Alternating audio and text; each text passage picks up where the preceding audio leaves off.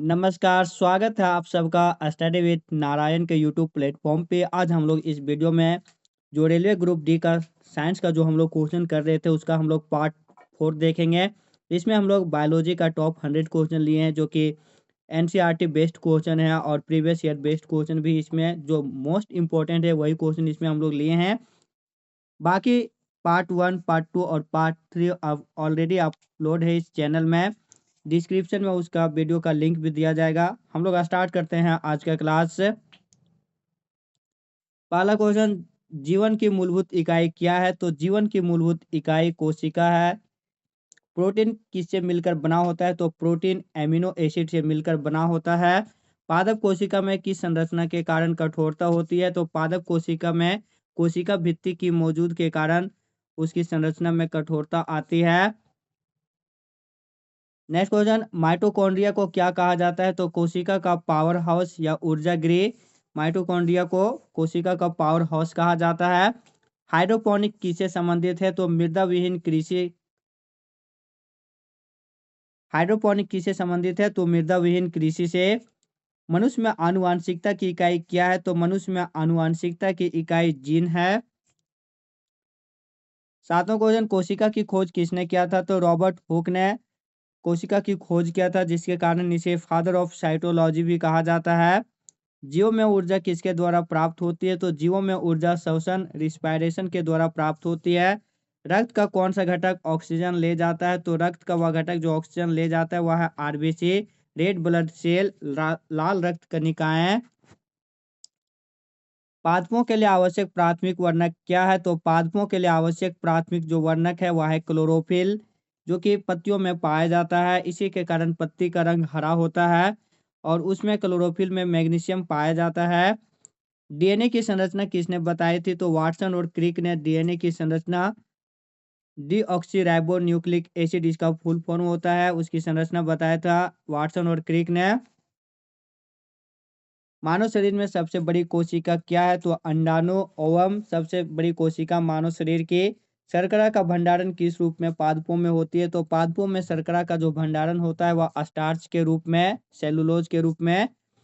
मानव शरीर में आरबीसी और डब्ल्यूबीसी का जीवन काल क्या है? तो मानव शरीर में आरबीसी का जीवन काल 120 दिन और डब्ल्यूबीसी का 1 से 4 दिन होता है।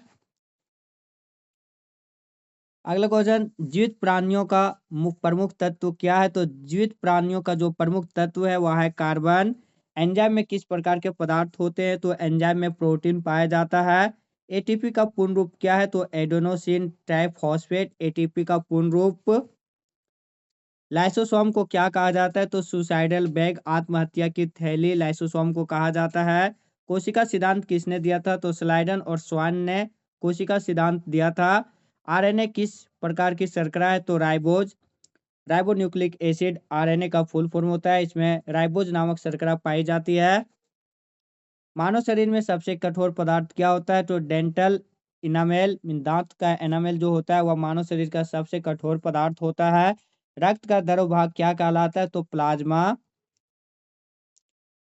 पादप में जल का ऊपर उठना किसके कारण होता है? तो ट्रांसपायरेशन पुल के कारण, वाष्पोत्सर्जन जो प्रक्रिया होता है उसके कारण पादप में जल ऊपर उठता है।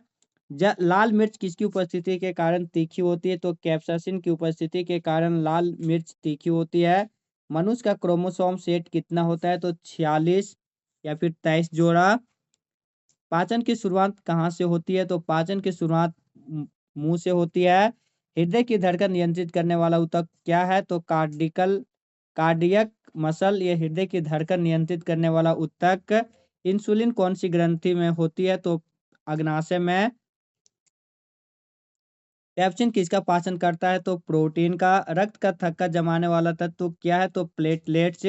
और विटामिन के से भी रक्त का थक्का जमता है। मनुष्य का सामान्य रक्तचाप कितना होता है? तो 120/80 mmHg, जिसमें 120 को सिस्टोलिक और 80 को डायस्टोलिक बोला जाता है। 120/80 मनुष्य का सामान्य रक्तचाप।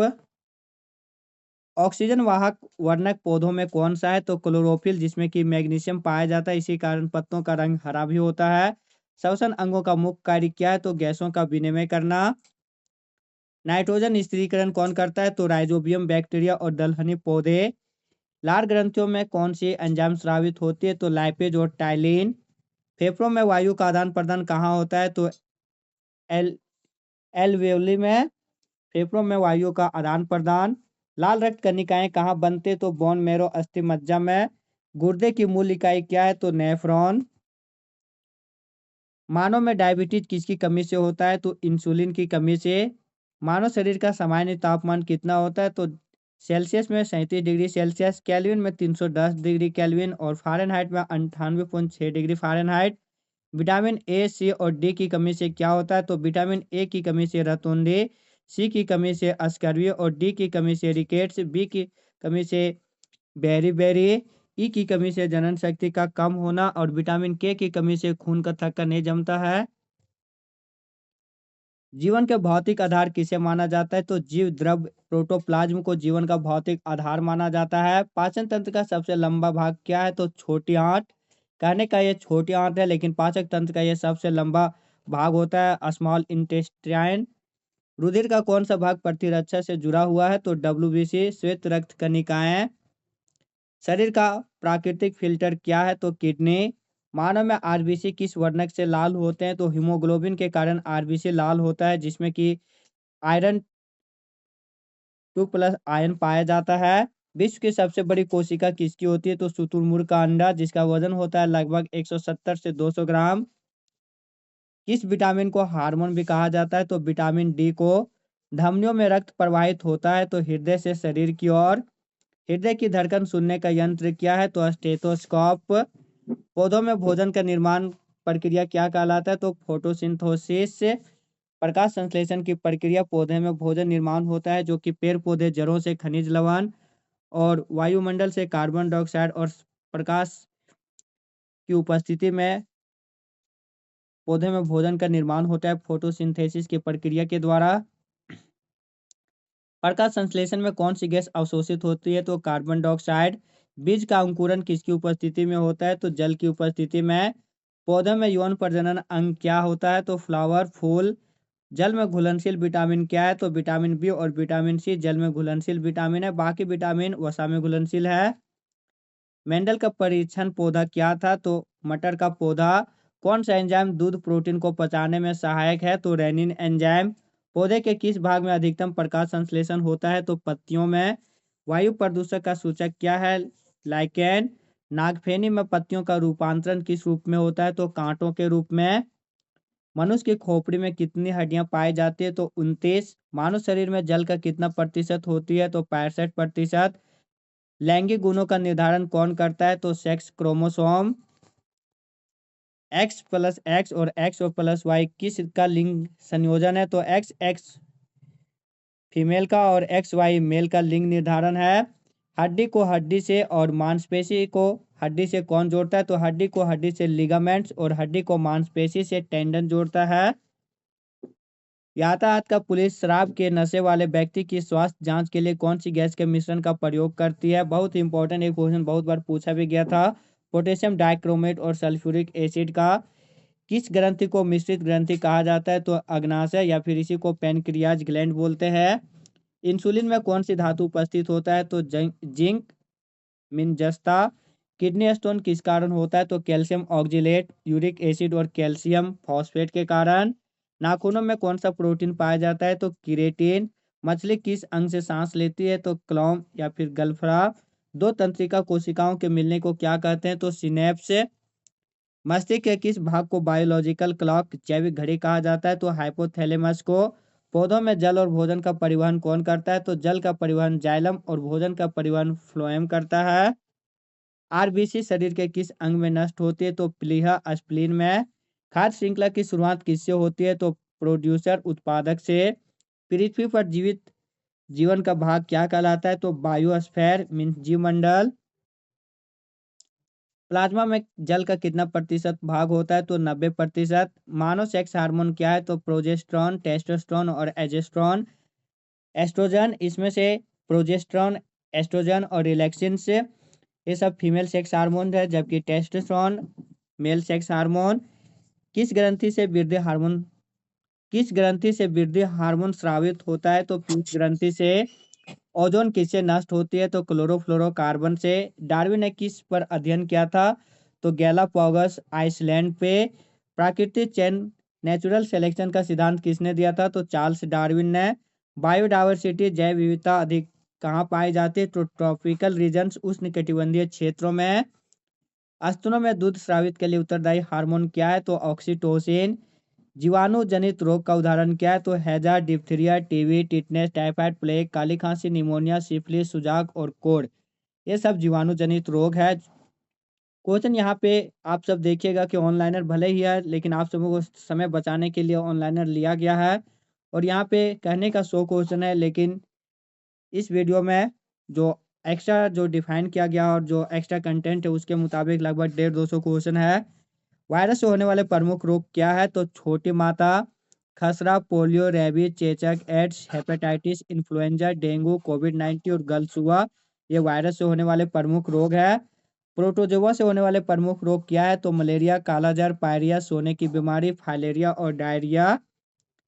मूंगफली का टीका रोग, बाजरा का एर्गोट रोग और ग्रीन एयर रोग और गेहूं का लाल कीट रोग किस कारण होता है? तो कवक के कारण। गाय और भैंसे में होने वाले एंथ्रेक्स नामक बीमारी किस कारण होती है? तो बैक्टीरिया के कारण। कौन सी धमनी रक्तचाप को मापता है? तो ब्रैंकियल धमनी।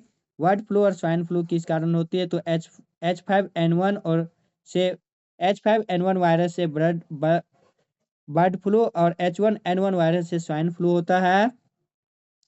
सिनकोना, लौंग और साबूदाना किससे प्राप्त होता है? तो सिनकोना पौधे के तने की छाल से, साबूदाना साइकस से और लौंग फूल की कली से प्राप्त होता है। कौन सा जानवर अपना लिंग बदल सकता है? तो स्नेल।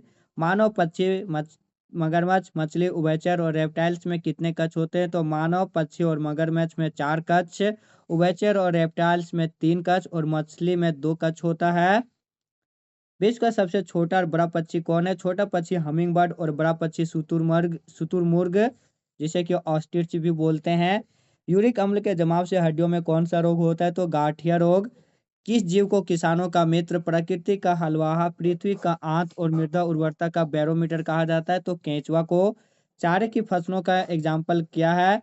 तो कुल्थी, ज्वार, लोबिया, सौंठ, मक्का, बरसीम, जाय, नेपियर घास, गिनी घास और सेंजी, ये सभी चारे की फसल है। न्यूरॉन का वह हिस्सा जो जानकारी प्राप्त करता है क्या कहलाता है? तो डेंड्राइट्स। तो यह था बायोलॉजी का जो टॉप मोस्ट इंपॉर्टेंट हम लोग इसमें देखे वन लाइनर बेसिस पे प्रीवियस ईयर बेस्ड और एनसीईआरटी बेस्ड क्वेश्चन था इसमें हम लोग देखे। इसका पीडीएफ टेलीग्राम चैनल में अपलोड हो जाएगा, वहां से आप सब पीडीएफ जरूर वहां से प्राप्त कर लीजिएगा। टेलीग्राम चैनल भी जरूर ज्वाइन कर लीजिएगा। जो भी चैनल में नए होंगे प्लीज़ चैनल को सब्सक्राइब कर बेल आइकन जरूर प्रेस कीजिएगा। वीडियो अगर अच्छा लगे तो वीडियो को लाइक और शेयर भी जरूर कीजिएगा। मिलते हैं नए वीडियो के साथ, तब तक के लिए धन्यवाद। जय हिंद।